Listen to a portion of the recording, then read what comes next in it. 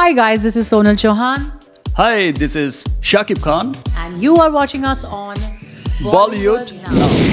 मैं meaningful roles करना चाहती हूँ, सम स्ट्रॉन्ग कैरेक्टर्स थी, तो मुझे बहुत ही वो मेरा एक्सपीरियंस बहुत अच्छा रहा था। কে শুনে কার কথা একের পর এক বিগ ধামাকা। হ্যাঁ দর্শক, আপনি ঠিক শুনছেন, শাকিব খানের তুফানের পর আসছে দরদ সিনেমা। এবার দরদকেও হার মানাতে যাচ্ছে শাকিব খানের আপকামিং সিনেমা সাইক্লোন।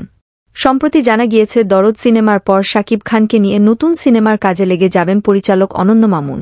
অনন্য মামুনের ফেসবুক পেজ দেখে এমনটি ধারণা করছেন নেটিজেনরা।